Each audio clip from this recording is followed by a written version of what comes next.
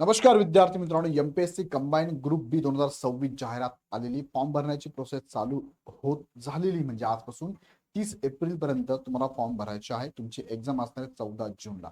थोडक्यात समजून घेऊया की या पदासाठी इथे 552 पद, कोणत्या पदांसाठी किती जागा आहे, कोण पात्र आहे. पात्रतेमध्ये जो विद्यार्थी पदवीच्या लास्ट इयर असेल तो विद्यार्थी फॉर्म भरू शकतो.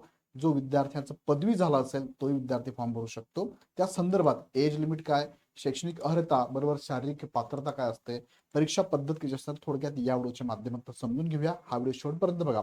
आणि विशेष तुम्हाला अजून काही मनामध्ये डाऊट असेल, काही प्रश्न असेल, कमेंट बॉक्समध्ये नक्की टाका. आणि पुढचे व्हिडिओ माझे येणार आहे. फॉर्म कसा भरावा, प्रोफाईल कसं बनवावं, डॉक्युमेंट काय काय लागतात, फॉर्म भरताना काय चुका करू नये, ह्या सगळ्यांवरती व्हिडिओ आमचे येणार आहे. प्रत्येक विषयानुसार तुम्हाला प्लॅनिंग कसं असावं, स्ट्रॅटेजी कशी असावं, प्रत्येक विषयामध्ये कोणते घटक महत्वाचे, ज्या घटकावरती दरवर्षी प्रश्न विचारले जातातच, हे सगळं तुम्हाला आमची टीम सांगणार आहे. त्यासाठी चॅनल सबस्क्राईब करून बेल आयकॉन क्लिक करा, जेणेकरून तुमच्यापर्यंत मेसेज पोहोचेल. सो ह्या प्रश्नांची उत्तर आपण बघूया. पण तत्पूर्वी अजून एकदा सांगू इच्छितो की इग्नाइट अकॅडमीची ही नवीन बॅच, संकल्प बॅच, एमपीएससी कंबाईन ग्रुप बी आणि सी ची चालू झालेली आहे.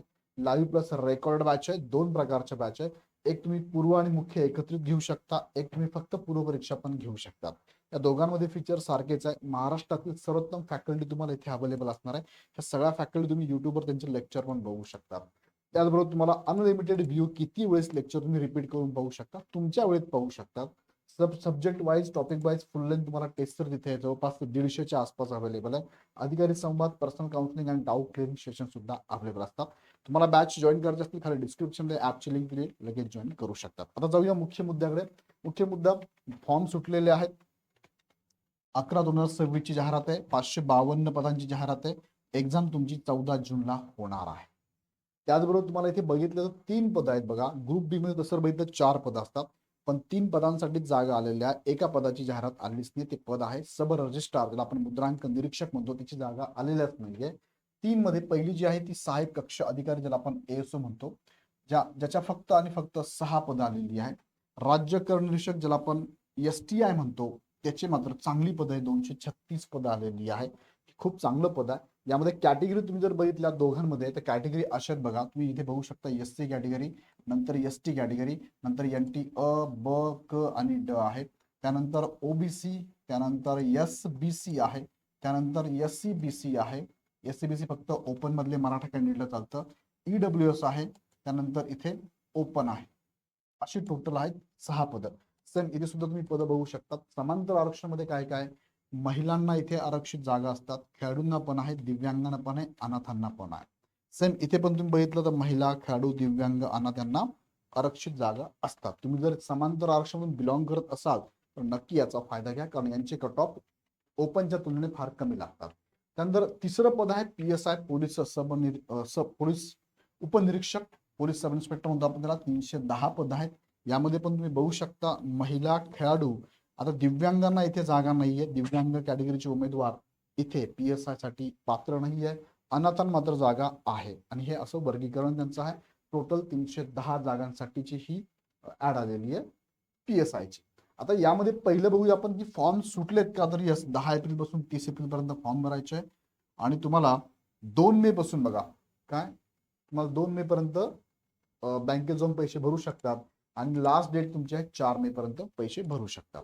आता पुढे बघूया आपण की वेतन श्रेणी काय. सहाय्यक कक्ष अधिकारी जर आपण बघितलं, त्यासाठी S16 म्हणजे जवळपास 44,900 पासून 1,42,400, म्हणजे जवळपास इथे जर बघितलं तर 60,000पर्यंत सॅलरी ह्या पदाला आहे. तुम्ही जर इतर संवर्ग जे उरलेले आहेत ते S14 मध्ये मोडतात, ज्यामध्ये सॅलरी तुम्हाला 50,000पर्यंत मिळते. वयोमर्यादा जर बघितली आपण पात्रतेमध्ये, तर बघा तुम्ही तिघही पद बघूया. त्यापैकी पहिले 2 जे पद आहेत ना, त्या 2 पदांना तुम्हाला वयाची गणना कधीपर्यंत केली जाणार आहे, 1 ऑगस्ट 2026 पर्यंत तुमचं मिनिमम वय इथे असावं लागतं 18 या 2 पदांना. आणि पीएसआय ला 19 असावं लागतं. आणि मॅक्सिमम जर बघितलं आपण तर अमागास असाल तुम्ही, ओपन मध्ये असाल तर 38 पर्यंत तुम्ही फॉर्म भरू शकता. कॅटेगरीमध्ये असाल 43 पर्यंत फॉर्म भरता येणार आहे. प्रावीण्य प्राप्त खेळाडूंना पण 43 पर्यंत, आणि इथे माजी सैनिकांना 43 पर्यंत, दिव्यांगांना 45 पर्यंत सवलत आहे. PSI साठी जर आपण बघितलं तर PSI ला कमीत कमी 19 वर्ष लागतं आणि ओपन मध्ये असाल तर 31 वर्षापर्यंत तुम्ही असाल या डेट पर्यंत तर तुम्ही PSI ला फॉर्म भरू शकता, अन्यथा भरू शकत नाही. आणि कॅटेगरी मधले उमेदवार 34 पर्यंत अलाउड आहे.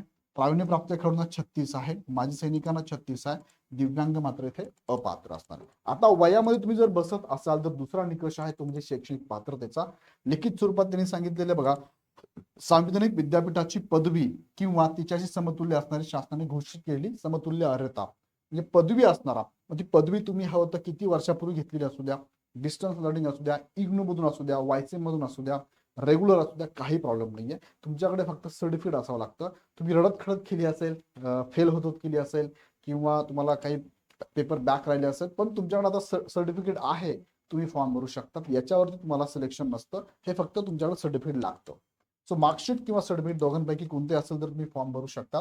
आणि दुसरा मुद्दा आहे तो म्हणजे पदवी परीक्षेत बसलेले उमेदवार, म्हणजेच काय, तुम्ही लास्ट इयरला आहे, पदवी परीक्षा म्हणजे लास्ट इयरला असाल बघा. एक दिले त्यांनी संयुक्त पूर्व परीक्षेचा निकाला आधारे संबंधित संवर्गाकरिता घेण्यात येणाऱ्या मुख्य परीक्षेच्या प्रवेशासाठी पात्र ठरणाऱ्या उमेदवारांनी संबंधित संवर्गाच्या मुख्य परीक्षेकरिता अर्ज स्वीकारण्यासाठी विहित केलेल्या अंतिम दिनांकानंतर पदवी परीक्षा उत्तीर्ण होणे आवश्यक.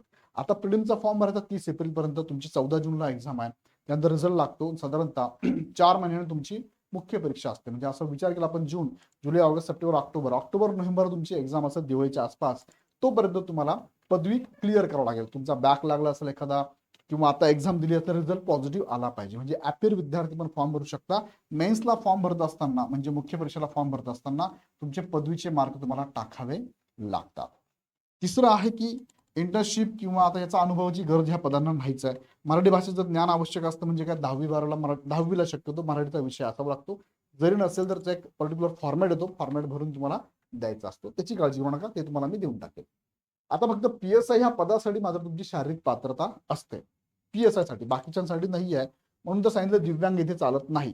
मग PSI साठी शारीरिक पात्रता काय, पुरुषांसाठी उंची 165 सेंटीमीटर लागते आणि छाती तुमची न फुगविता 79 आणि फुगवून ती 5 सेंटीमीटर म्हणजे 84 सेंटीमीटर पर्यंत कमीत कमी गेली पाहिजे. हे पुरुषांसाठी आहे.